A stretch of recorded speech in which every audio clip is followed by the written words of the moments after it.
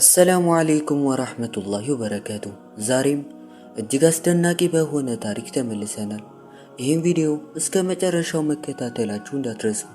ላይክ በማድረግ ጀምሩ። አዲስ ከሆናችሁ ደግሞ የሰብስክራይብ ምልክቱን መጫናችሁ እንዳትረሱ። በጥንት ዘመን በአንድ ኸሊፋነት ወርቃማ ጊዜ በከተማው ውስጥ የታወቁ ሁለት ዳኞች ነበሩ። ውሳኔዎቻቸውና ታሪኮቻቸው በየቦታው ይወሩ ነበር።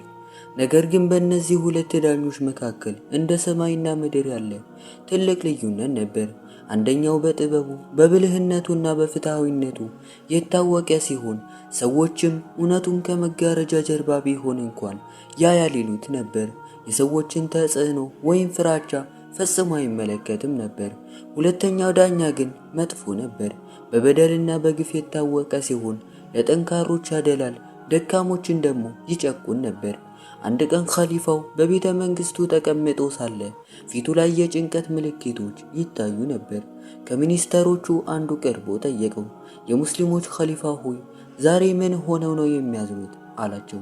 ኸሊፋው መለሱ፣ ነገሩማ በከተማው ውስጥ ፍትህን ማስፈን፣ መብትን ማስከበርና በደልን መከላከል የሚገባቸው ሁለት ዳኞች አሉ። የሚገርመው ግን ሰዎች አንደኛውን በጣም ያወድሳሉ፣ ሌላኛውን ደግሞ ይረግማሉ። ለዚህ እውነተኛው ምክንያት ምን እንደሆነ ማወቅ እፈልጋለሁ። ልዩነቱ ምንድነው? ዳኛው የፍትህ ተምሳሌት እንዲሆን የሚያደርጉት ባህሪያት ምንድናቸው? ወደ በደል የሚመሩት ጉድለቶችስ የትኞቹ ናቸው? አለ። ከዚያም ኸሊፋው አማካሪውን አማከረ። እውነቱን ለማወቅ ከሁሉ የተሻለው መንገድ ኸሊፋው ማንነቱን ደብቆ መውጣት እንደሆነ ተስማሙ። ሁለቱንም ዳኞች በአካል ሊያገኟቸው ፈለገ። ኸሊፋው የአረብ ነጋዴ ልብስ ለበሰ፣ ፈረሱንም ጭኖ ወደ ከተማው አመራ። መጀመሪያ መጥፎ ዳኛውን ወደሚኖርበት መንደር ደረሰ። ጠዋት ላይ ኸሊፋው የዳኛው ግቢ ገባ። ማንነቱን ስለደበቀ ማንም አላወቀውም ነበር። ፀሐይ ከወጣች በኋላ ሰዎች ጉዳያቸውን ለማስረዳት መምጣት ጀመሩ። ግቢው በፍጥነት ሞላ። ወታደሮቹ መጥተው ሁሉም መኖሩን ለዳኛው አሳወቁት። ዳኛው ከክፍሉ ወጣ። በፊቱ ላይ ትዕቢትና ኩራት በግልጽ ይታይ ነበር። ወታደሮቹ በአክብሮት ቆሙ። ከዚያም ጠየቀ በጠንካራ ድምፅ፣ ወንጀለኞቹን አምጥታችኋል? አላቸው። አዎ ጌታዬ ብለው መለሱ። 3 ወጣቶች ተገኝተው ነበር። ዳኛው ወዲያውኑ እንዲያቀርቧቸው አዘዘ።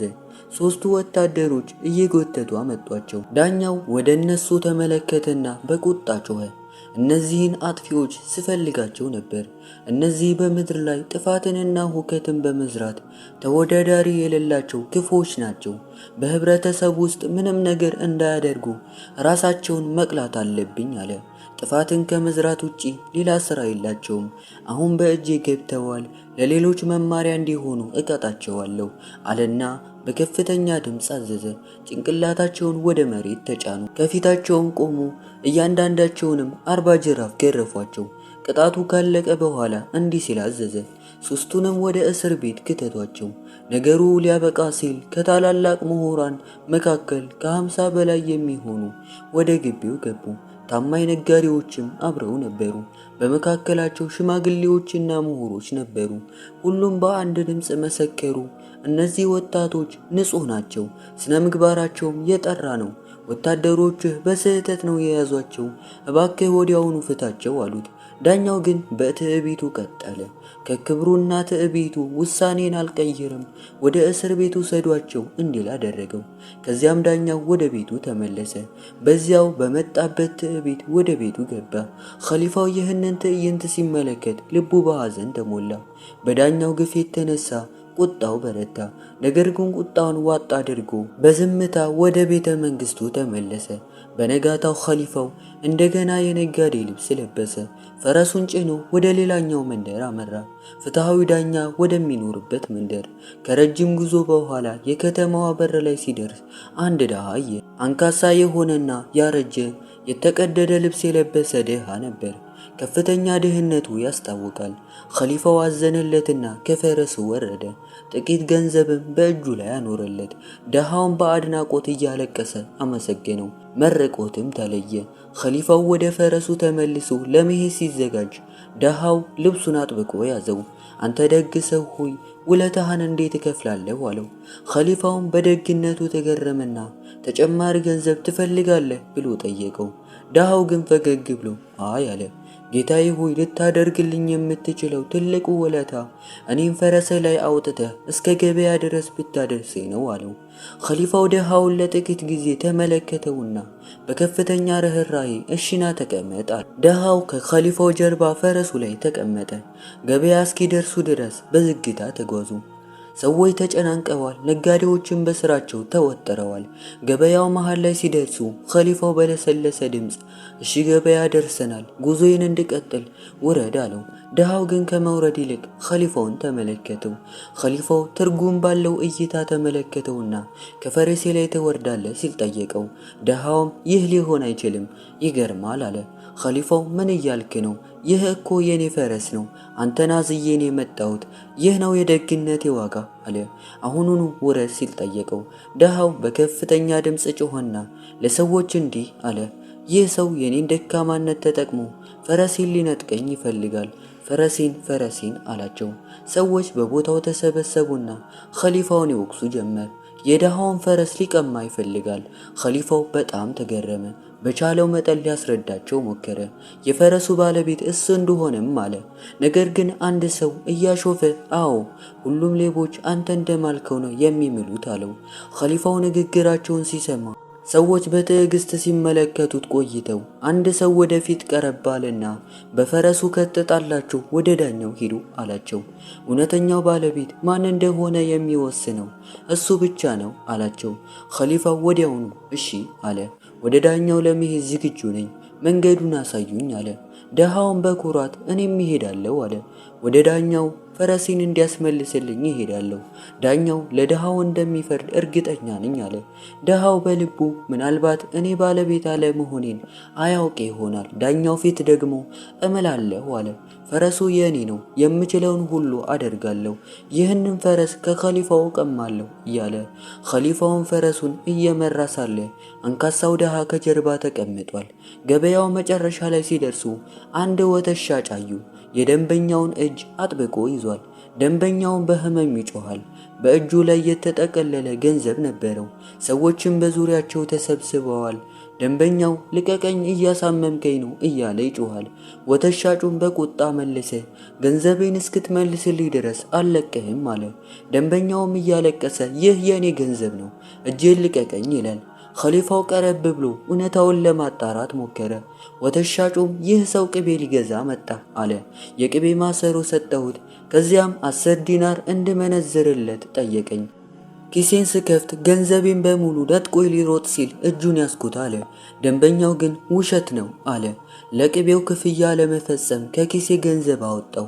እሱ ግን ገንዘቤን ሊሰርቀኝ እየሞከረ ነው አለ። ሰዎች ተገረሙ። ከንግግራቸው በመነሳት በዳዩና ተበዳዩ ማን እንደሆነ ማወቅ አንችልም ተባባሉ። በፍትህ እንዲፈርድላችሁ ወደ ዳኛው ሂዱ አሏቸው። ኸሊፋው እሺ ወደ ዳኛው እንሄዳለን አለ። አንተም አብረህና ውሳኔውን በአንድ ቦታ እንዲሆን አለው። አራቱም ወደ ዳኛው ቤት አመሩ። ዳኛው ቤት ደጃፍ ሲደርሱ ውሳኔያቸውን የሚጠብቁ ብዙ ሰዎች አገኙ። ከኸሊፋው ጀርባ አንድ ገበሬ ነበር። አንድ ምሁር ደግሞ ከአንዲት ወጣት ሴት ጋር ቆመው ነበር። ሁለቱም የእኔ ናት ይላሉ። ኸሊፋው እነዚህ 3 የተወሳሰቡ ጉዳዮች እንዴት እንደሚፈቱ ማሰብ ጀመረ። እያንዳንዱ ጉዳይ በጣም የተወሳሰበ ይመስል ነበር። ሌላውም ተያይዞ መጣ። ያ ጥበበኛው ሰው እንዴት እንደሚፈርድ ለማየት። ዝናው በከተማው ናይቶ የነበረው ፍትሃዊ ዳኛ ከጥቂት ቆይታ በኋላ አንድ አገልጋይ ወጥቶ ምንጣፍ ዘረጋና በላዩ ላይ ቁርአን አስቀመጠ። ከዚያም በታማኝነቱና በአላህ ፈሪነቱ የሚታወቀው አዛውንቱ ዳኛ ከቤታቸው በር ወጥተው ምንጣፍ አጠገብ ቆሙ። የትርፍ ሶላቶችን ሰገዱ። ሰዎችን በዳኛው በር ላይ መሰብሰብ ጀመሩ። ዳኛው ከአምላካቸውና ከንባባቸው ሲያበቁ ወደ ሰዎች ሰላምታ ቀረቡ። በዚያች ቅጽበት የቤቱ ዘበኞች ወደፊት ቀረቡ። በከፍተኛ ድምጽም ቅሬታ ወይም ጉዳይ ያለው ካለ ወደ ዳኛው ይቅረብ አሉ።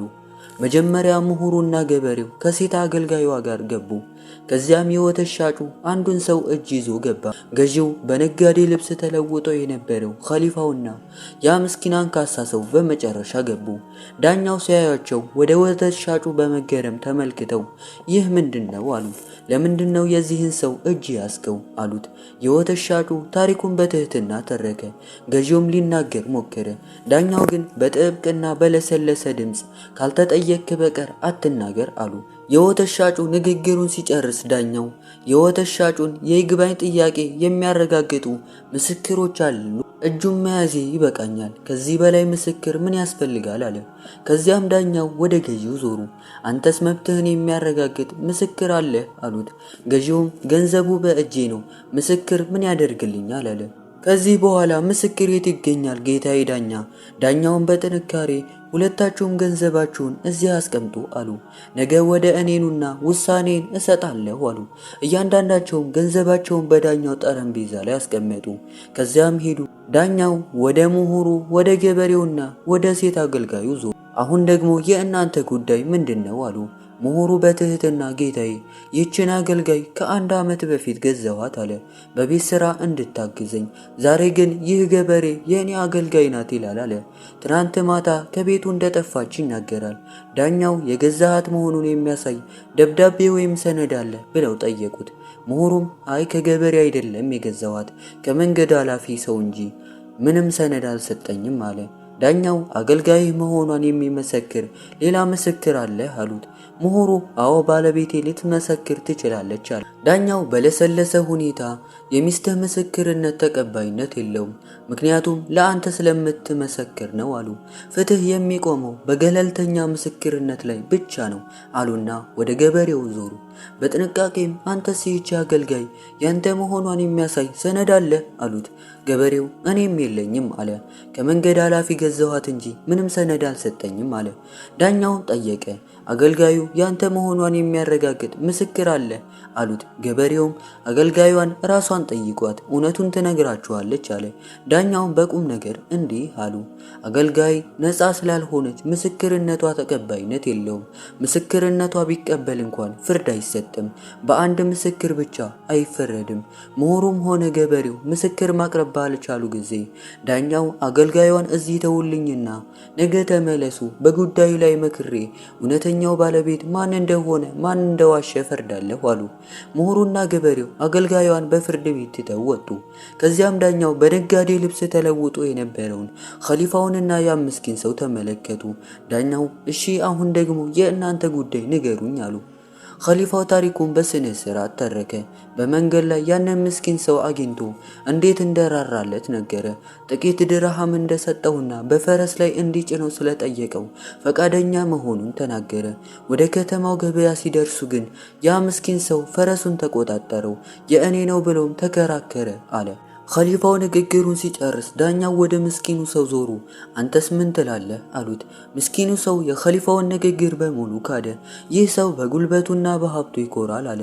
ፈረሴን ሊቀማኝ እየሞከረ ነው፣ እውነታው ግን ፈረሱ የኔ ነው አለ። ዳኛው ንግግራቸውን ሲሰሙ መልካም ፈረሱን እኔ ጋር ተውትና ነገ ተመለሱ፣ በዚህ ጉዳይ ላይ ውሳኔን ሰጥቼ እውነተኛው ባለቤት ማን እንደሆነ አሳውቃለሁ አሉ። በማግስቱ ሁሉም በዳኛው ሸንጎ ተገኙ።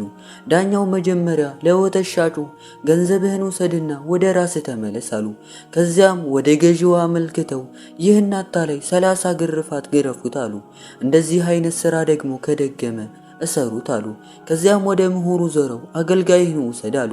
ወደ ቤት ተመለስ አሉት። ወደ ገበሬውን በማመልከት ይህን ውሸታ ማስተማሪ እንዲሆን 50 ግርፋት ግረፉት አሉ። እንደዚህ አይነት ስራ ደግሞ ከደገመ እሰሩት አሉ። ወታደሮቹ ገዢውንና ገበሬውን አውጥተው ቅጣቱን ፈጸሙባቸው።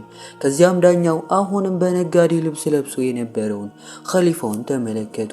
ወደ ምስኪኑ አንካሳ ሰው ዞረው ፈረስህን ከ20 ፈረሶች መካከል መለየት ትችላለህ አሉት።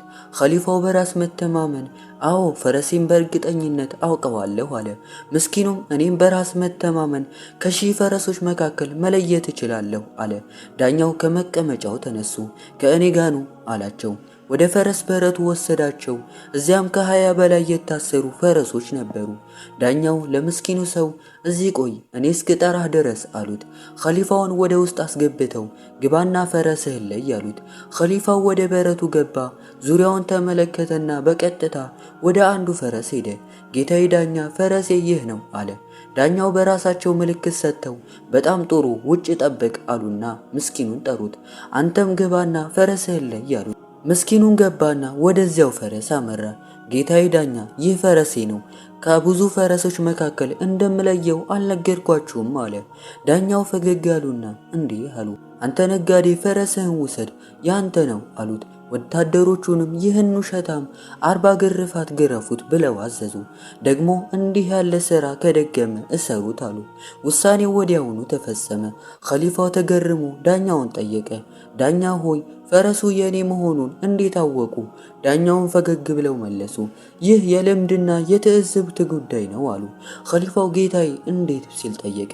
ዳኛው እንዲህ ሲል መለሱ፣ ወደ ጋጣው በገባው ጊዜ ፈረሱ አንተን በማየቱ ተደሰተ፣ አንገቱንም ወደ አንተ አዘነበለ። ነገር ግን ያ ደሃ ሰው ወደ ፈረሱ ሲቀርብ ፈረሱ በኃይል ይተነፍስ ነበር፣ ልክ እንደማያውቀው ሁሉ። ይህም ፈረሱ ያንን ሰው እንደማያውቀው ለማወቅ በቂ ነበር አለ። ፈረሱ ያንተ እንደሆነ ያወቅኩት በዚህ መንገድ ነው ሲል መለሰ። ከዚያም ኸሊፋው ጠየቀ፣ የወተት ሻጩ የገንዘቡ ባለቤት መሆኑና ገዢው እንዳልሆነ እንዴት አወቅ አለው። ዳኛው ፈገግ ብሎ መለሰ፣ ገንዘቡን በውሃ ጽዋ ውስጥ አስቀምጨው አደርኩ። ጠዋት ላይ በውሃው ላይ ቀጭን የወተት ንብርብር አገኘው። ምክንያቱም የወተት ሻጩ ወተት ይይዛል። ስለዚህ የወተት ፈለግ በገንዘቡ ላይ ታየ። በዚህም ገንዘቡ የእሱ እንደሆነ ተረጋገጠ። የኸሊፋውን መደነቅ ጀመረ። ኸሊፋውን ድጋሜ ጠየቀ፣ ባሪያዋ የገበሬዋ ሳይሆን የምሁሩ እንደሆነች እንዴት አወቅ አለው። ዳኛውም ረጋ ባለ መንፈስ በክብር መለሰ፣ ይህም ደግሞ የልምድና የታዘብኩት ጉዳይ ነው አለ። ጠዋት ላይ ባሪያዋን ጠርቻ የቀለም መያዣ እንድታመጣልኝ ጠየቅኳት፣ ለመጻፍ እንዲሆን። ከዚያም ለባለቤቴ ከሩቅ እንድትከታተላት ነገርኳት። እሷም የቀለም መያዣውን በስነ ስርዓት አጥባ አድርቃና አዘጋጅታ መጣች። ምንም